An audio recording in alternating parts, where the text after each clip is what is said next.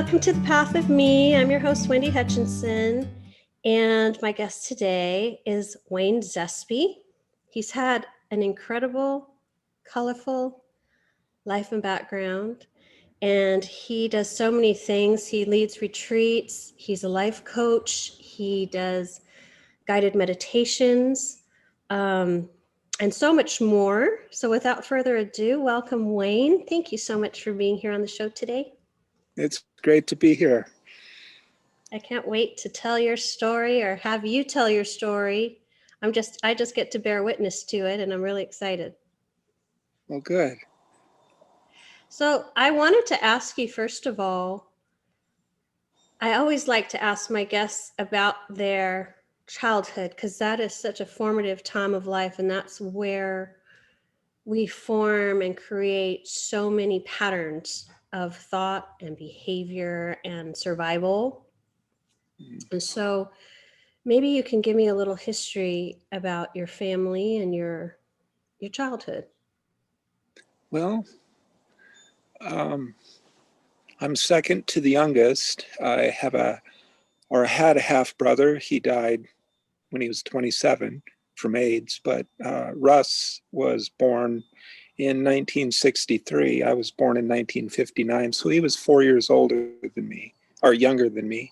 And I was raised with my stepfather and my mother and Russ. That was the main core of the family. I have 7 brothers and sisters. Wow. Yeah, come from a large family, but most of them were moved out when I was growing up. Being raised with my stepfather, I always felt like I was apart from the family in a lot of ways. I felt like I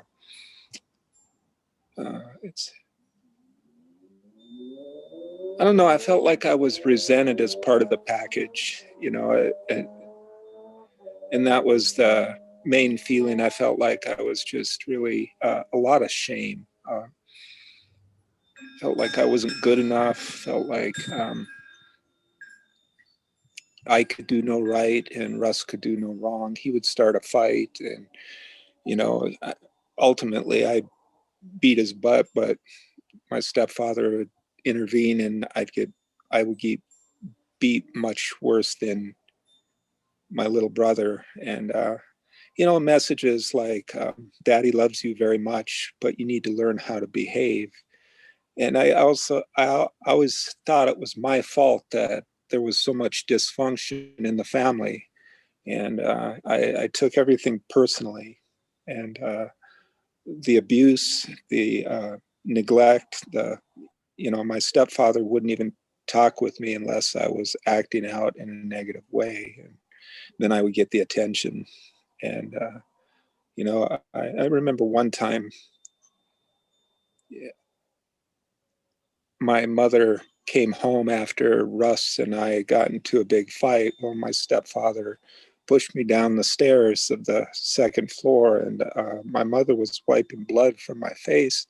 And the constant message that she gave to me was that same message: Daddy loves you very much, but you need to learn how to behave. So again, a consequence was that I was the problem. And if I would just act right, everything would be okay in the family. So I always felt like I was the problem, that there was no way out except if I were to change and be good enough. So I was trying to win approval and just a lot of abuse. It's a lot to carry at such a young age. It's a lot to process and carry emotionally when you're a child, because you don't have the tools or frame of reference or worldview really to view it for what it is. You're just trying to survive. Right. And so you're just kind of enduring every day and kind of marking time, I would think, till you can get out when you get to be a little bit older, like a teen. That's exactly right. You know, at age 4 years old, your parents are the only gods you know, Mm-hmm. and they shape your reality for you. So, Mm-hmm. you know, you look to them for a sense of what's right and what's wrong. And the conditioning starts when you're very young, for sure.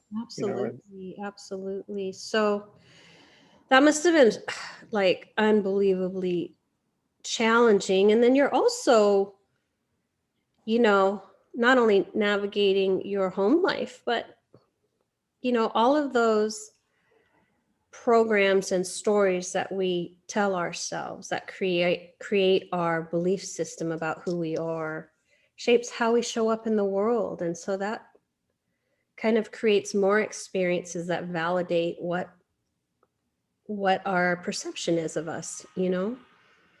right. So you get messages from your peers, uh, your coaches, your teachers, all of that shaping your culture, your Yeah. society that you live in. Yeah. Everything is And so it's almost like we dig ourselves into a deeper and deeper hole, and it's subconscious. It's subconscious, and it's really just because how we're showing up in the world is the only way we know how to survive. right. So we learn our coping skills, our Right. mechanisms. You know, that's where age 15, that's where I got into drugs and alcohol. Right. That made me feel normal. Yeah. Well, at least probably numbed the emotional suffering to a degree, right? Right. It just made everything seem right. You know, now I could talk to my peers, I could talk to girls, I could um, feel like I was equal instead of a zebra in a herd of horses. I felt like I was a part of instead of apart from. Loneliness was subsided. You know, I felt like, okay, now everything is good. I'm good. The world's right. And it worked for a while, you know, but, you know, like anything, it doesn't work after a while. The unhealthy coping mechanisms, the consequences from using drugs and alcohol, you know, were pretty negative. Yeah. So you went into the military when you graduated high school and then you went straight to the military, or how did that work? Yeah, at age 17, I had to be signed in by my mother. You know, I went to the recruiter's office and got all the paperwork done. And I called my mother. I said, "Hey, Mom, if I get a okay to go to the army, would you sign me in?" And she didn't know I was already there. So I came home and the recruiter was with me. And I said, "Well, you said you would." So that was it. I was gone, you know, and that's how I left home. What was that Straight. experience like for you after being in such a challenging home environment? What was it like for you to transition into the military where everything is so regimented and disciplined? And um, Well, how did boot camp was boot camp was real interesting because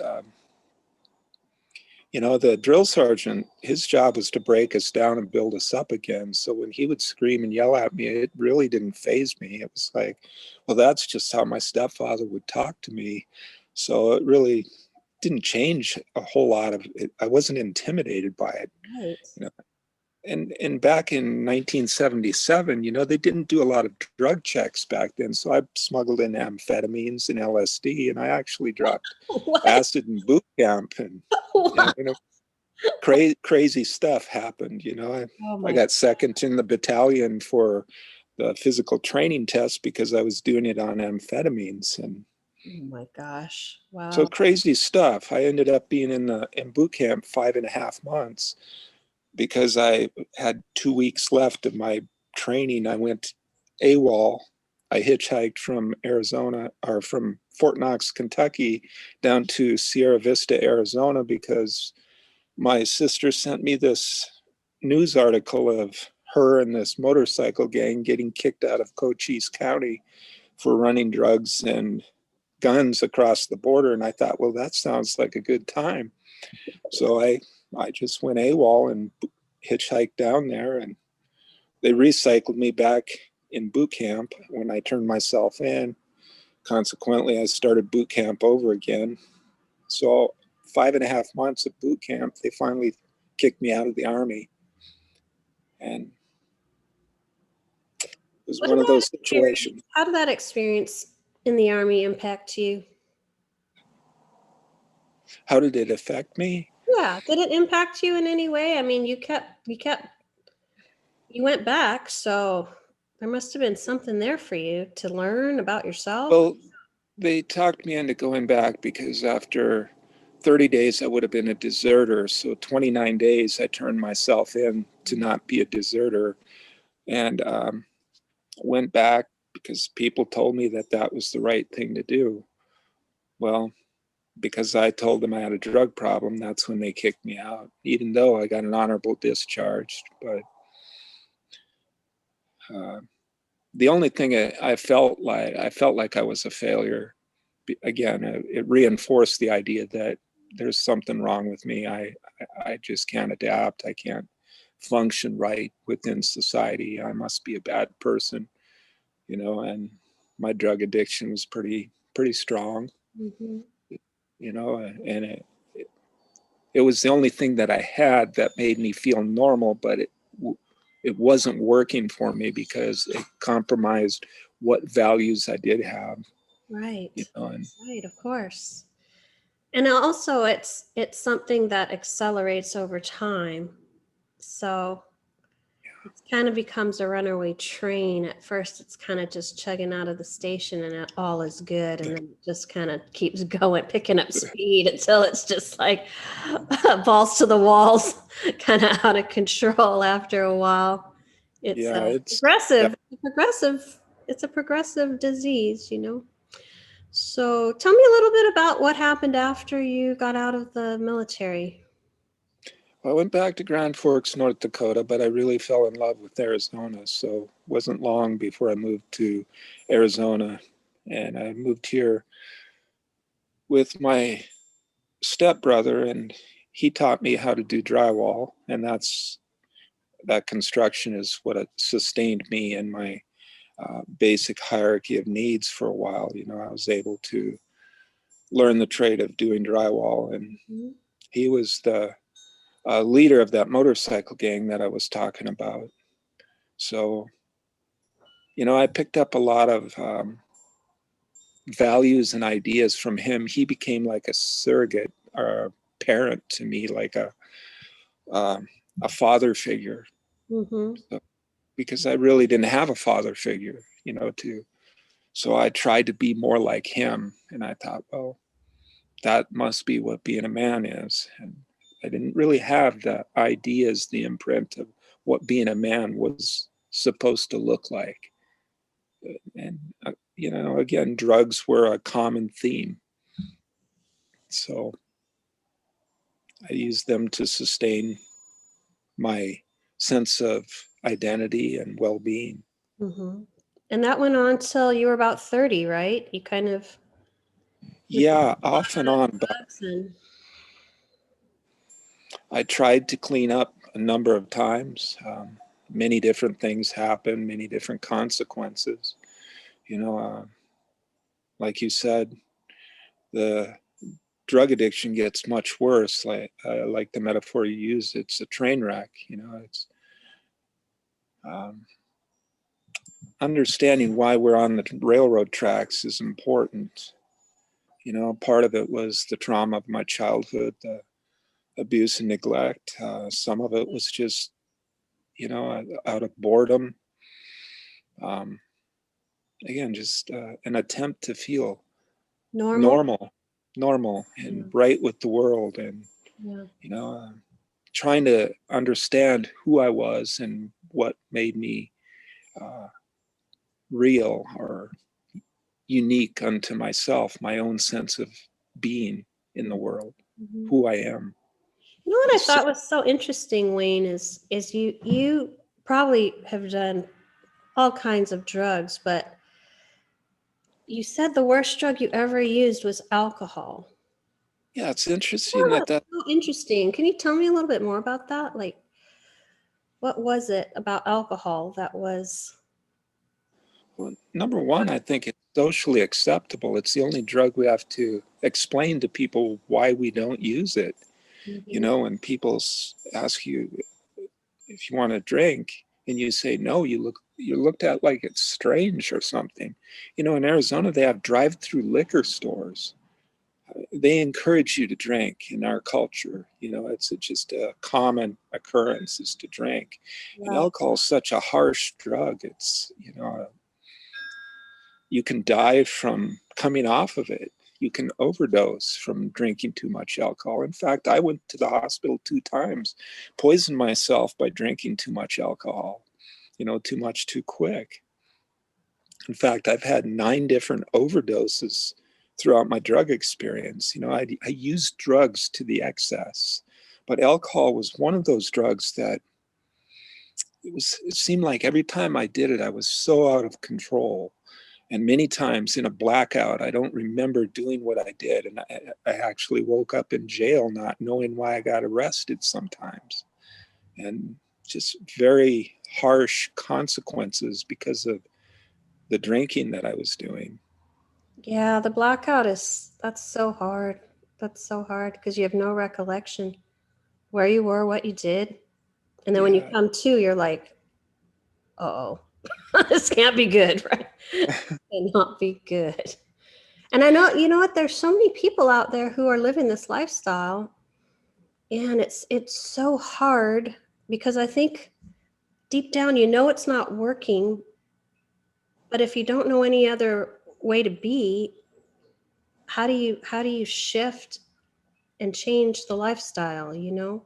All your Yeah. peers are doing the same thing, all of your quote unquote support system are encouraging you to continue the behavior. So how'd you break free of all of that? I mean, that's just so much to wrap your mind around and handle and deal with when you've got only yourself to rely on to get yourself out of it. Yeah, there's, a number of hard bottoms that I hit. And that's the thing, when the pain is greater than the fear of change, we're motivated to do something different. Well, I hit some very painful bottoms. They also say, too, that you can get off the elevator on any floor you want. You don't have to go all the way down to the basement. Mm-hmm. Well, I continued to go to the basement and dig even deeper before I hit my bottoms. A lot of pain. It was like nuclear blasts. I got hit in the face with a baseball bat. I would get very aggressive. A lot of anger would come out. I flatlined actually from getting hit in the face with that baseball bat. Um, Many different consequences. Being arrested, like I said, for aggravated assault. I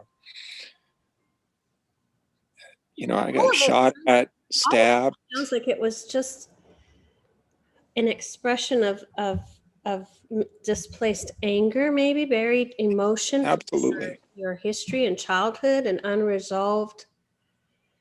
Absolutely. Not getting needs met.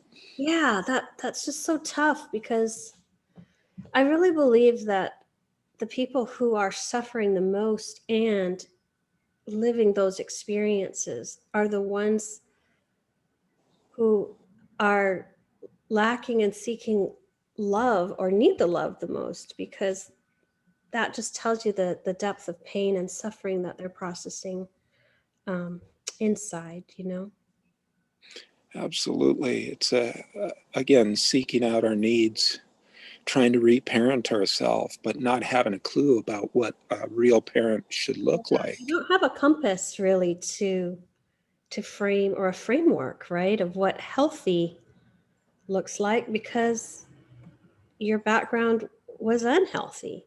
But it was all the only frame of reference you had, right? Which is makes it tough. Right. And like I said, the things that I look to shape my reality were usually centered around drugs and alcohol and people that were using.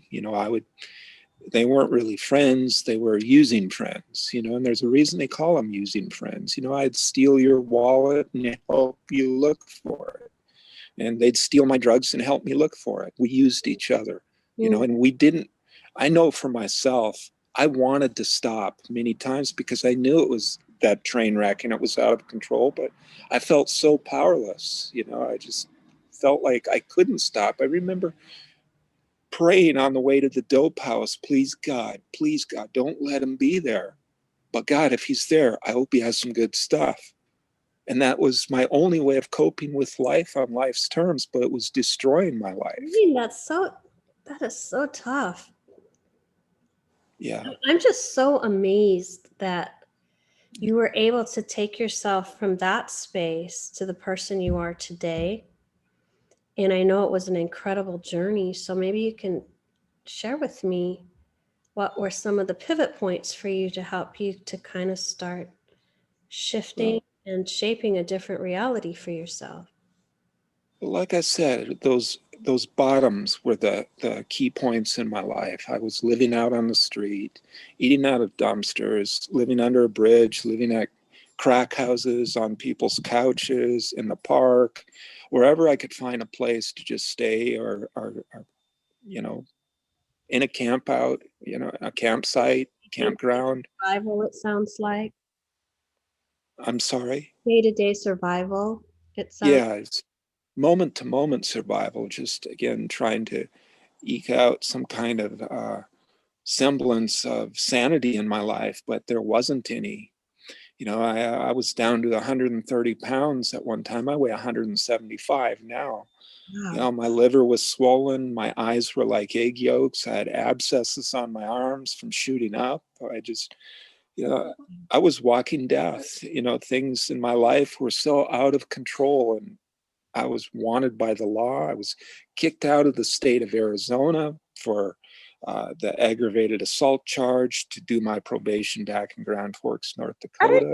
How did you take all of this and become who you are today? This incredible, I would There's say, healer in a way. You help people with their processing and help people get healthy themselves.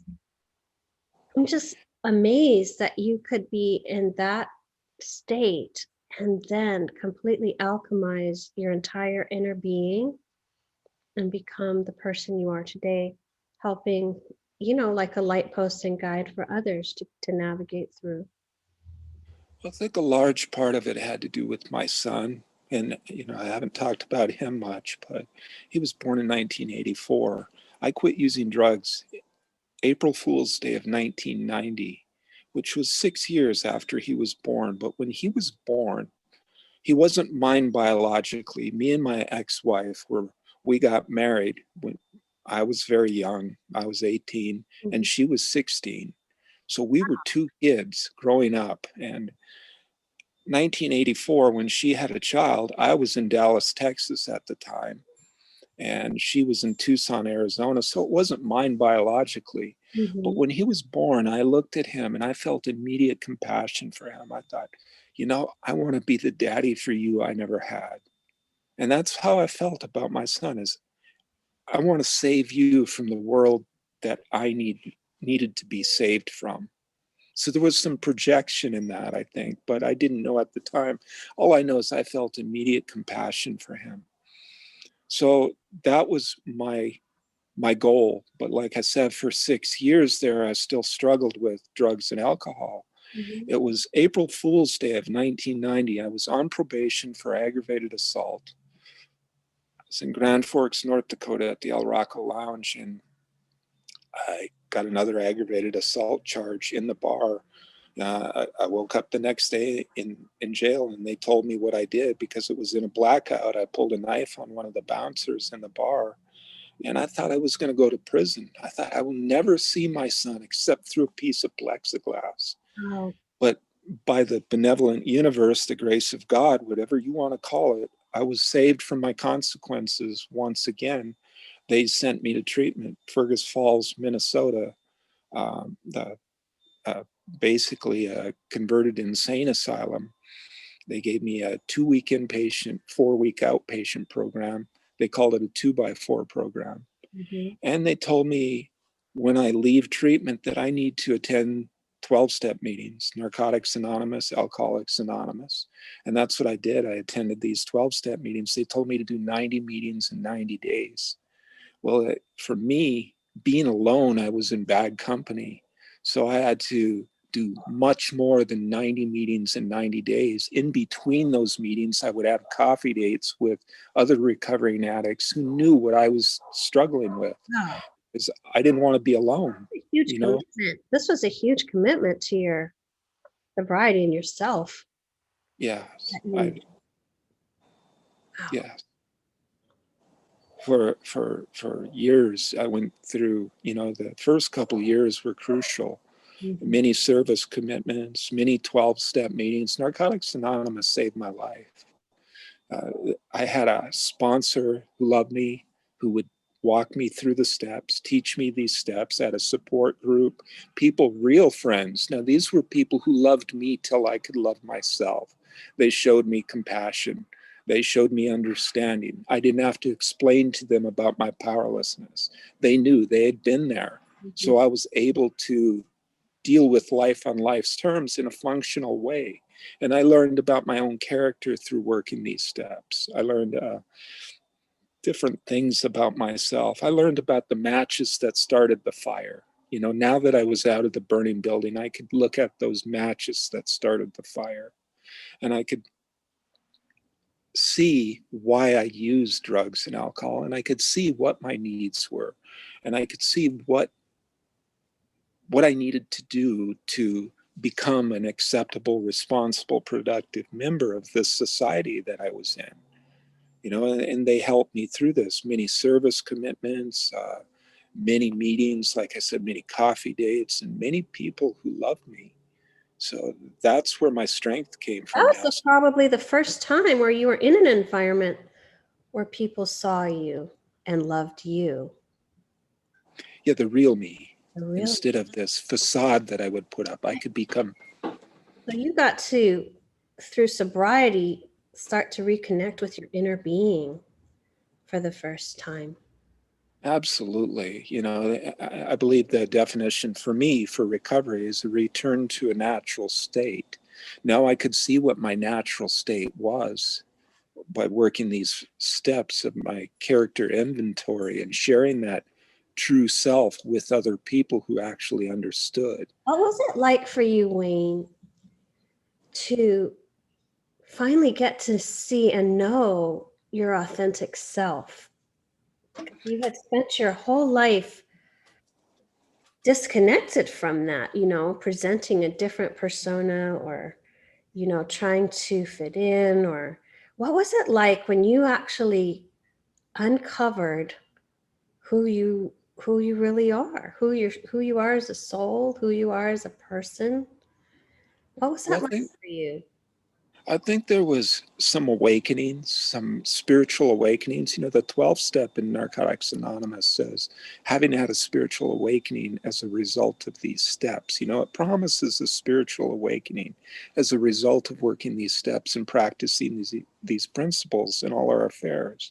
Well, those awakenings sometimes are subtle, but there was some very clear awakenings for me. One of them is, I remember a time early in my recovery, my mother and my little brother, they were the dearest, closest people in my life. They were the most active cheerleaders in my recovery. Well, my mother was diagnosed with a brain tumor, and my little brother had AIDS. My little brother died 3 months prior to my mother. And, I remember talking to my little brother for the last time. He was in Tucson, Arizona at the time. He moved here to be closer to me. We were real close, even, growing up and otherwise. But I listened to him take his last breath over the phone, and it was very difficult. And I told my mother, who was in a nursing home at that time, that Russ passed away. He died in October. She died in December, and I had about 6 months clean. Oh, that is so much emotional pain to take on when you are newly sober. How did you navigate that? Like I said, that was again a spiritual awakening for me, because here are the people who are closest to me leaving me alone and I felt abandoned Mm. and rejected and lonely and grief and all of the painful feelings. And I didn't have a whole lot of tools other than what they've taught me in the few months I was in Narcotics Anonymous. I Oh. would call people in the program, go out to coffee dates with them, Mhm. express to them my feelings, process through the feelings, and just tried to cope with life on life's terms. And I remember one instance very specifically where I was in my 2-room apartment, in this basement apartment where I lived alone. And I was talking to somebody on the phone, and I was so overcome by grief and loneliness and talking to them after I hung up. I walked to the bathroom and I looked in the mirror and I said, Wayne, and tears were streaming down my face. I was feeling my feelings so intensely. And I looked in the mirror and I said, Wayne, I know you better than anybody knows you. I know what you're going through, and I know the feelings you have right now. And I started listing those feelings of sadness and loneliness and pain, rejection and abandonment, and talking to myself and a separate person talking to somebody with compassion. And for the first time in my life, I realized it was like an awakening so intense that these feelings seemed to be lifted from me. And I felt joy, realizing that all the love I was looking for on the outside was there available to me on the inside, that I could be my own hero and I could be my own champion. In fact, I could be my best friend. And that just really was so overwhelming It's so and blew me away. powerful. So powerful. It Wow. was. Wow. This is incredible. The next morning, I woke up and I thought, what will I do for my best friend? And I thought, well, I'm going to clean his house up and I'm going to make him a good meal and I'm going to finish that breakfast because it's good for him. And I'm going to do his dishes and laundry. And then I went to the Hallmark store and I looked through every card and I got the best card I could find because it's for my best friend. And I wrote this most beautiful love note to him and I put a stamp on it and I mailed it to myself. Oh my gosh. I thought, he's going to love this, but I can't wait 3 days. I'm an addict. So I went to the phone booth. They had phone booths back then. And I called myself and I left a message on my answering machine. I said, Wayne, this is your best friend. There's a surprise coming for you. And I just want you to be excited about this. And I went home and I listened to the message and I thought, oh man, this feels good to hear from my best friend. God, I love it. I love that. I continued to send, things to me in the mail, cards. It was a continuance of being my own hero and my own champion and loving myself like a best friend. I remember sending myself money in the mail. Everybody loves to get money in the mail, right? Yeah. Awesome. It's Awesome. like my best friend, I'm taking him out to eat. It was a powerful experience that I continued to nurture. And that was like the core for me, is like, I can be there for me 100% when nobody else is. I can be there 24/7. I'm available for me. Yes. That nobody can be there like I can be there for me. Every feeling, every experience, every thought I'm going to share with myself, that makes that relationship the primary relationship in my life. I gave myself permission to love myself. And from that abundance and overflow within myself, I learned how to love others as I love myself. And I learned through the experience of loving my son that I wasn't being the father for him that I wanted to be. I was being the father for me that I wanted to be. I Right. learned how to parent myself.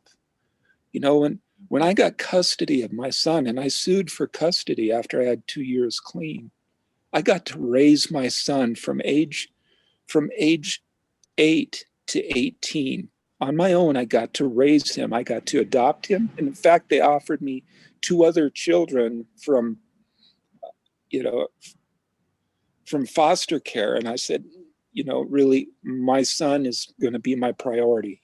Mm-hmm. They went through my past with a fine-tooth comb, and they accepted me as a responsible enough person to raise my son. I got complete custody. We joined Boy Scouts. He's an Eagle Scout. I got the district award of merit, the highest award you could get for being a scoutmaster, for having a good troop, because nothing was going to be too good for my son. We were going to do the best, and I remember getting teased in when I was 11 years old because I couldn't ride a bicycle. Well, my son at 8 years old was on my lap learning how to drive a standard transmission in my truck. He wasn't going to be teased. And many instances where I just wanted to give him a different lifestyle than I had. And you did. Yeah. And he's a very happy, contented young man working as a machinist. He loves his job. He's buying his own home. Wow. His experiences were not my experiences. So, the things that happen, what I've learned is the things that happen, they happen for me, not to me. I'm no longer a victim. The things that happen in my life are stepping stones. They're not stumbling blocks. I've learned how to make my past something that empowers me. From that viewpoint, I don't have to get an explanation from others when they're struggling, because I've been in their place. I have the capacity for understanding and empathy based on my experience. That to those who have been there, no explanation is necessary. And to those who haven't, oftentimes none is possible. And I've learned today that I can use this to benefit myself and other people. That this is what makes me feel like doing what I do. This has become a calling for me. It's not just a job or a career choice. It makes sense out of my past. It's like, this is what I was chosen to be. And this is my path. You couldn't be as impactful and affect as much compassion, love, and change for others had you not traveled your personal journey. Absolutely. Again, I don't, when somebody tells me that they're struggling with alcohol or drugs or depression or anxiety, or they have trauma or all of that stuff, it's like, I can put myself in that. And I know our experiences aren't identical, but the responses and the feelings around those experiences are very clearly a shared experience, that Right. they don't have to explain to me And about. it gives you a level of empathy for that person you're working with, and compassion, because you have been there. You're Right. not just, a textbook coach or therapist. You've actually walked in that person's shoes, so you can 100% identify and know where they are, and 100% know how you got yourself through, and be able to offer the support for them to navigate through, right? Yes, and be able to ask the right questions so they can learn how to get in touch with their authentic self. Of being a guide isn't telling them how to get there. It's like asking them what they feel is their pursuit in getting there, if that makes sense. Yes, it makes total sense. It's helping them get in touch with their natural state. Their natural state could be completely different or very similar to mine. But, we all have our own stories and our own paths and our own callings. I believe that we all have the answers within us. We just need to uncover those answers. So asking the right questions, I think, is a benefit to help them, you know, and just learning to share, well, in the first person, this is what I did from my experience, strength, and hope, instead of saying, this is what you need to do. Right. And saying, out of transparency, I can relate in this way because this is what I've experienced. So I think it makes people a bit more comfortable knowing that they're not going to be judged or shamed or ridiculed into being something that they don't want to be. You know, you're not a bad person trying to get good.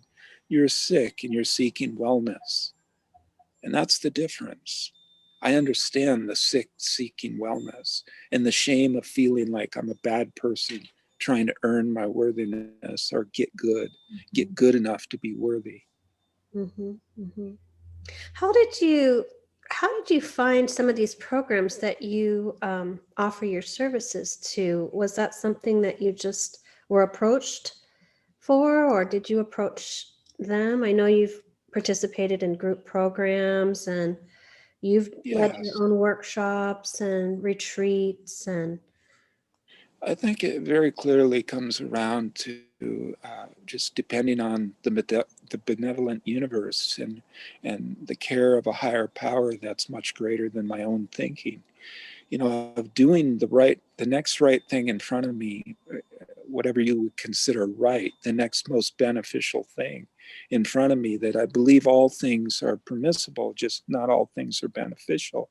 So many situations like working at treatment centers where I was offered work without even asking for the job. I worked at Sierra Tucson for almost 5 years as a counselor there, helping people with addictions and depression and trauma and things like that. It was just a natural fit for me.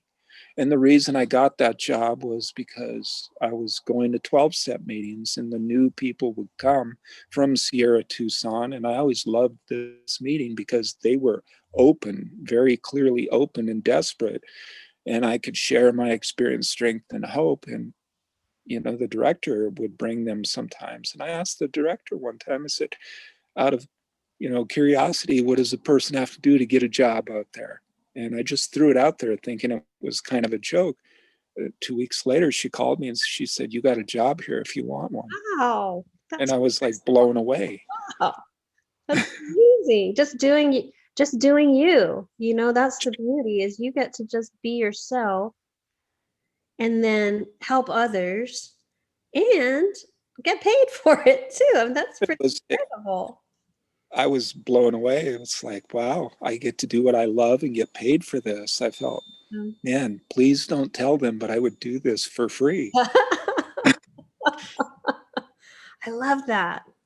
And so after you obviously there was a transition after 5 years. What was that for you? Were you wanting a little more independence or seeing yourself moving in a different direction or You know, I wanted to take it to a different level and start my own business.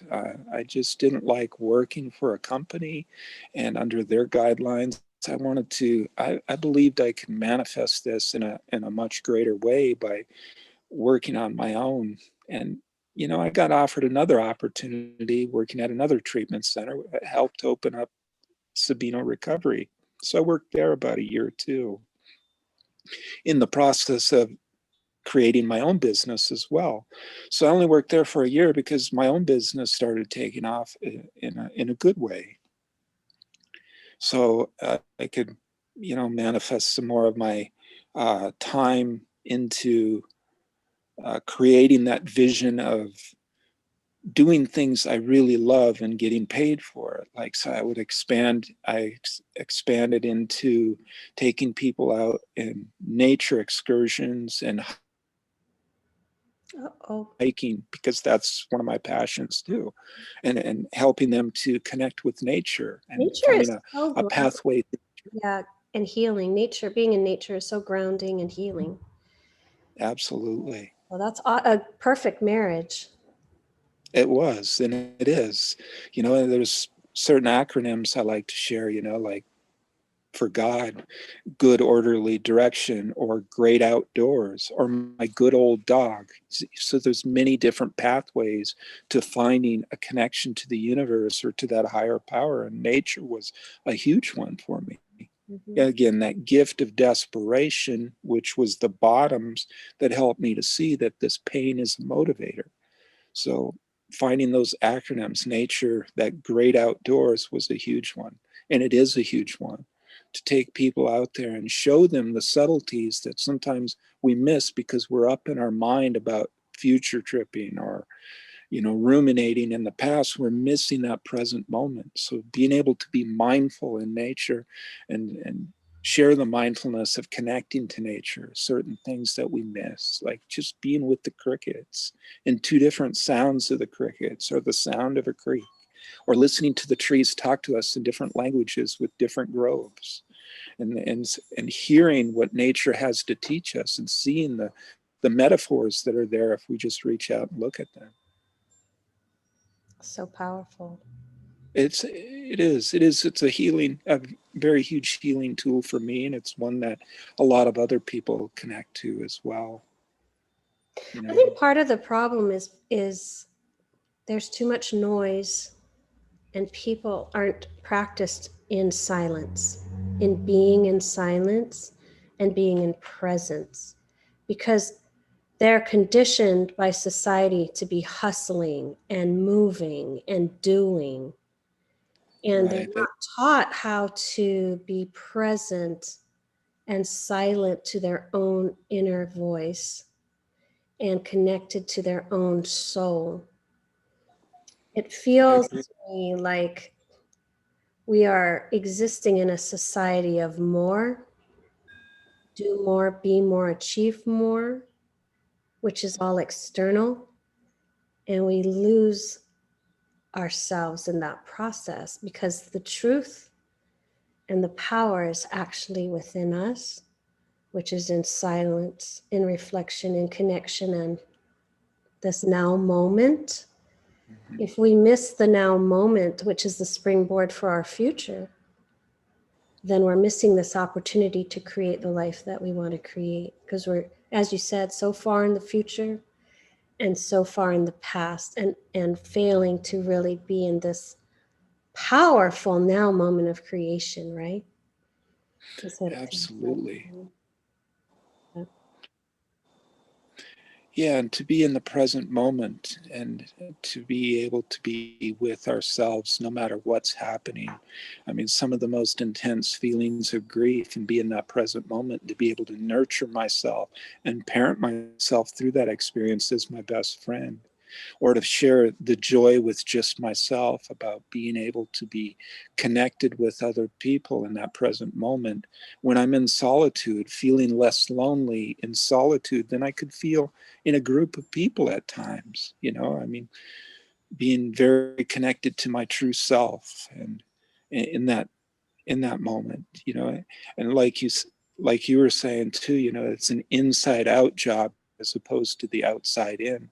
Addiction is outside in. Everything out there needs to be controlled and changed and taken power over. That's what addiction tells me. Recovery tells me, when I work on this internal stuff, that outside stuff changes because of my own consciousness. And being my best friend, and learning to love myself unconditionally helps me to manifest those things outside as well, and to love others as I love myself. Well, I, And I really feel like the vibration that we hold energetically creates our reality. So the more we nurture and water our garden and fertilize our inner garden and love ourselves, the Mhm. more we can manifest that in our reality, you know, Right. in terms of flow, ease, comfort. I just call it like being in the zone, you know, or being in that 0 point field of creativity. To access that space, we have to have really true alignment with ourselves, within ourselves, with our soul, our truth, our authentic selves. And I can see by this conversation we're having, that's exactly the sweet spot that you found through your recovery. I think so. I think that, again, that return to the natural state, which is unique for each one of us, to be able to be with my true self, my authenticity, and to be able to flow from that point of this is who I am, and this is what I believe, and this is what I feel, in that moment. Mm-hmm. To be centered, like you said, in that moment with your authenticity. Yeah. And be accepting. Right. I think acceptance is much greater than self-love even. Because when I accept myself, there will be times when, I'm not being very loving to myself or to my best friend. But if I accept myself, it's like, oh, wow, that wasn't very kind of you, was it? I'm not beating myself for beating myself up then. I'm able to say, okay, well, it's okay to do that. Let's move on to the next thing and be more kind and gentle now. And then having that fullness again, I like to call it self-fullness. It's not selfish. We're taught in our culture that it's somehow selfish to love ourselves. And really it's our primary responsibility, I believe, to be able to fill ourselves up in that self-fullness and from that overflow and abundance to love others as we love ourselves. 100%. I think the more we love ourselves and fill our cup, fill our soul, then we're not pouring from an empty cup, right? We're able to just continue to light the candle of another without diminishing our own light. Like our candle is always burning bright, and without diminishing ourselves, then we can touch and light the candle of another human being with our light, our service, our love, in whatever capacity it shows up. And that can only come from that self-love piece that you're talking about, and acceptance and kindness towards ourselves, and that constant watering and fertilizing of our inner garden is what I've found. The more I could love myself, the more I could connect to others, and the more I had to offer without diminishing my energy or my light. Does that make sense? It does. 100% it does, because that diminishing ourselves, learning the difference between rescuing and compassion, and being able to understand that I'm interdependent as opposed to codependent. Mm-hmm. I don't have to do things for others that might even be harmful for them if they don't feel the pain that they need to feel at that particular moment, which would help them get out of the situations that they're in. I don't have to rescue people. I can understand the interdependency as opposed to that their feelings are my responsibility or their behavior is my responsibility. I can put the responsibility back to them and say, because I love you and I love myself, this is what I did when I was in that situation. Mm-hmm. And you have the opportunity to do whatever you need to do. But this is, how I got out of it. Maybe how do you think it would be best for you to get out of this? And putting the responsibility back to them. Yes, I think we in our early stages of becoming whole and complete will engage in patterns that are very codependent without realizing they're codependent, where we are immersing our energy and our efforts into saving, carrying, fixing others, when that is not our responsibility. Our responsibility is really to be healing ourselves and becoming whole and complete ourselves, and giving back all of that to the people around us so that they can in turn work on themselves and do their own inner work. Like, we're all responsible for ourselves and our inner healing and our inner work and our choices. And it's so much healthier when we can come together as two individuals that are whole and complete instead of trying to manipulate and control and fix and save, Right.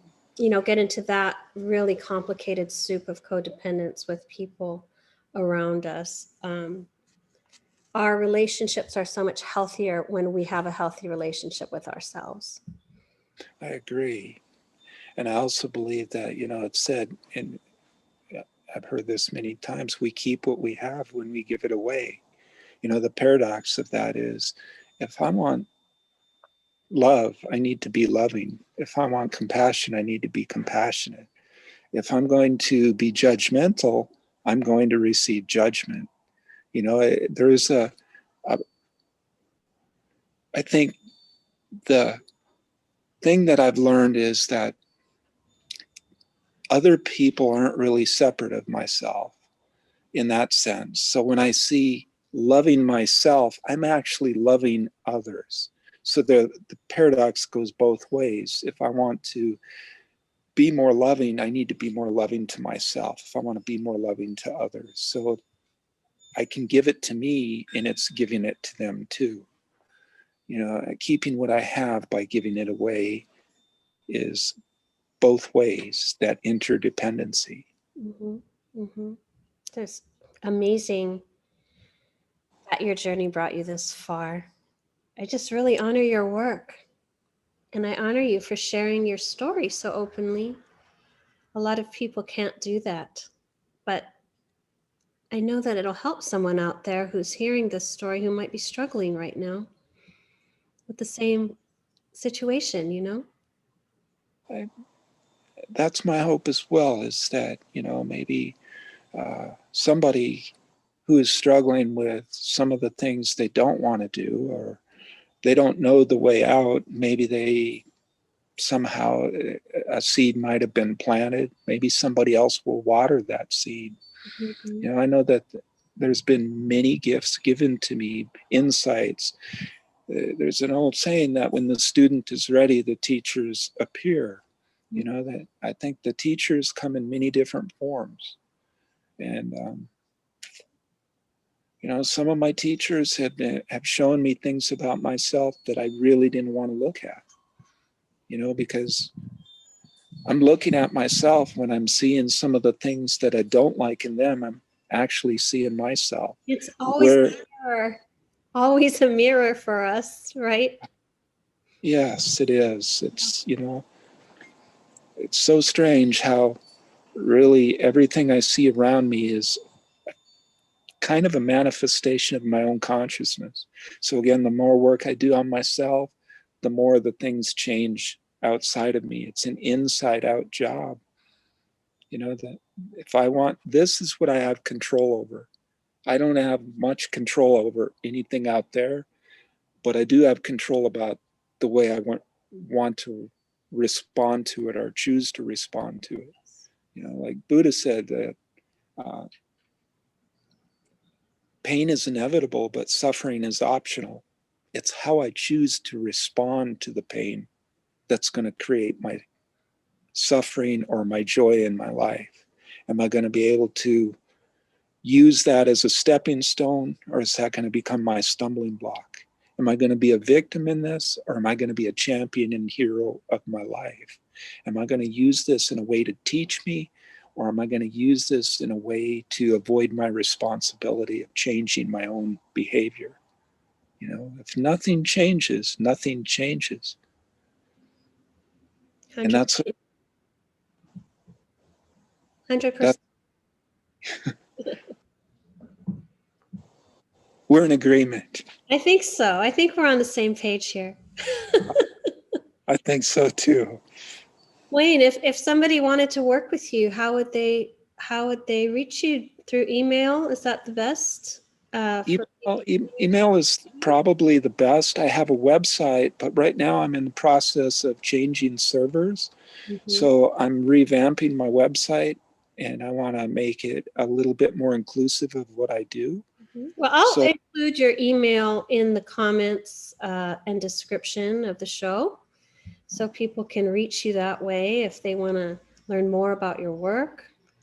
Also on Facebook, and also, my phone number is fine too if people need, Okay. Well, to reach. I'll include all of that information in the description. And I always like to ask my guests, if you could provide a bit of wisdom for someone who's struggling right now, what would you offer to them, having been through so much yourself?